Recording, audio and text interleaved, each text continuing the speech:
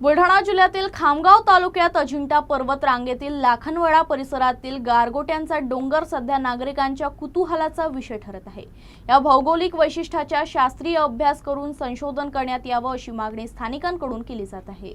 बुलढाणा जिल्ह्यातील खामगाव तालुक्यातील लाखनवाडा परिसरातील अजिंठा पर्वत रांगेच्या एका भागात मोठ्या प्रमाणावर गारगोट्या पसरलेल्या दिसून येतात। डोंगरांच्या या भागावर अक्षरशः गारगोट्यांची चादर असल्यासारखं दृश्य पाहायला मिळतं।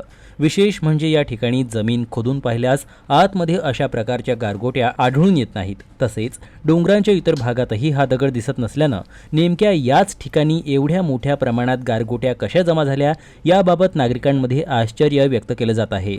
गारगोटी हा दगड पूर्वीच्या काळात अग्नी निर्माण करण्यासाठी वापरला जात असे। ग्रामीण भागात याला चकमक म्हणून ओळखले जात होते।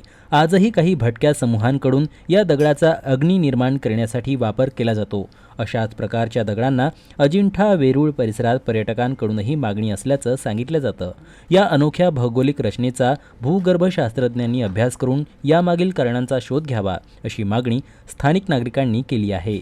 अजिंठा पर्वताच्या रांगेमध्ये असलेल्या आमच्या या डोंगराळ भागामध्ये आमच्या गावाच्या शेजारी लाखनवाडा गावाच्या शेजारी असलेला हा डोंगर म्हणजे एक मनमोहन घेणारा डोंगर आहे। आपण जिकडे तिकडे पाहिलं तर मोठमोठे दगड दिसतील, मात्र आमच्या या डोंगरामध्ये शुभ्र गाराने गच्च भरलेला डोंगर आहे। याच्यावर संशोधन होण्याची गरज असून संबंधित खात्याने याच्यावर संशोधन करावं अशी आमची अपेक्षा आहे। ह्या गारा कशा पद्धतीने निर्माण झाल्या आणि काय त्याच्या मागचं कुतूहल आहे हे पाहण्याजोगं आहे।